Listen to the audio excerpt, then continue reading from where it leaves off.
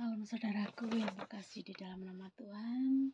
Malam ini sebelum saya berbagi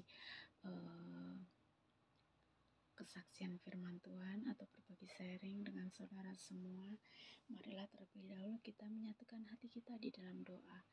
Bapa, terima kasih kalau di malam yang indah ini Tuhan, Kau berikan hamba-Mu waktu. Ini semua juga bukan suatu kebetulan Tuhan. Tuhan, terima kasih atas penyertaan-Mu sepanjang siang hari ini dalam setiap aktivitas kami. Terlebih dahulu sucikan dan kuduskan hati dan pikiran anak-Mu ini Tuhan di dalam pengampunan-Mu ya Bapa. Tuhan, kalau sebentar lagi anak-Mu mau berbagi sharing dengan saudara-saudara semua dimanapun saudara berada. Biarlah Tuhan, kiranya Engkau urapi lidah bibir hamba-Mu ini dengan urapan yang daripada Engkau. Sehingga apapun yang hamba-Mu sampaikan ini berasal daripada Engkau. Dan biarlah semuanya itu boleh menjadi berkat bagi setiap hamba yang mendengarkan maupun melihat sharing hamba-Mu malam ini. Di dalam satu nama Tuhan kami Yesus Kristus, hamba berdoa dan ucap syukur. Haleluya. Amin. Salam saudaraku yang terkasih di dalam nama Tuhan.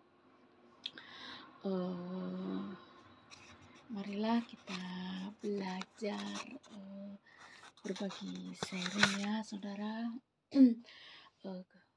Dan sharing pada malam hari ini akan saya beri judul Pertempuran Melawan Diri Sendiri. Nah, itu gak mudah, juga gak gampang ya saudara. Makanya malam ini saya mau mengajak saudara semuanya bagaimana kita bisa melewati hari-hari yang jahat ini, yaitu seperti judulnya tadi, pertempuran yang ada di dalam diri kita ini. Saudaraku di dalam nama Tuhan, kita di dalam menjalani kehidupan di masa sekarang ini, kita seringkali diperhadapkan pada masa-masa yang berbagai banyak tantangan, berbagai banyak godaan, yaitu pertempuran batin yang tidak terlihat ya. Seringkali ini semua boleh menjadi beban yang sangat berat dalam setiap kehidupan kita ya saudara. Namun di tengah kerumitan ataupun kesulitan ya, itu ada suatu yang indah, yaitu terdapat satu kemenangan yang lebih berharga daripada pencapaian duniawi yang saat ini kita rasakan ya, kayak mengasihi diri lah, kita merasa sulit ya, yang seperti yang tadi saya sebutkan tadi ya saudara.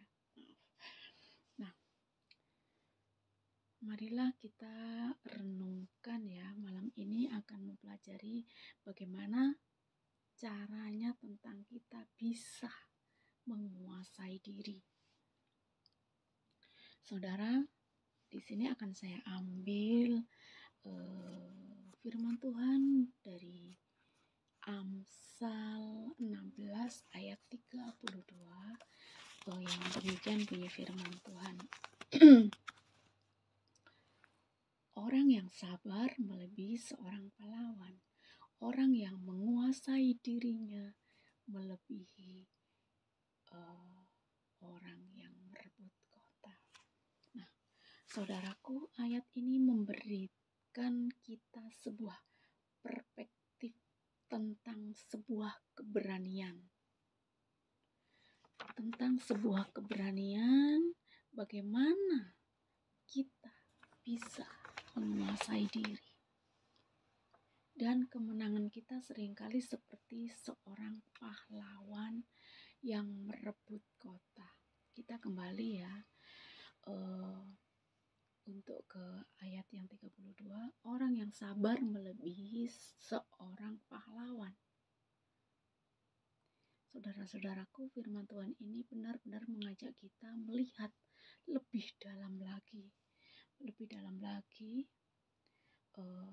Karena seorang pahlawan seringkali itu diidentikan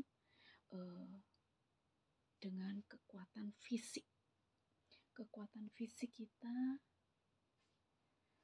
di dalam sebuah peperangan, kita memerlukan tenaga fisik agar kita bisa menang saat kita dalam pertempuran tadi. Akan tetapi sabar adalah kekuatan yang berbeda. Ia adalah soal kemampuan untuk mengendalikan emosi kita, melawan diri kita yang penuh dengan kedagingan ya saudara. Seperti rasa sedih lah, rasa galau lah, rasa yang gak enak-enak ya, yang jelas isinya itu mengasihani diri.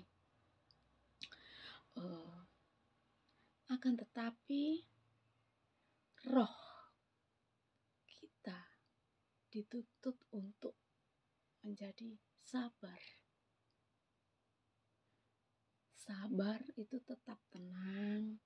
Dalam situasi yang sulit sekalipun kita tetap tenang. Mengapa sabar itu lebih unggul? Karena kesabaran adalah kekuatan dari rohani kita. Rohani kita ini menunjukkan adanya kedewasaan, keteguhan iman, dan kepercayaan penuh kepada Tuhan ya saudara. Karena kalau kita sabar, kita tahu berpikir yang bijaksana. Kita menjadi gak tergesa-gesa ya saudara.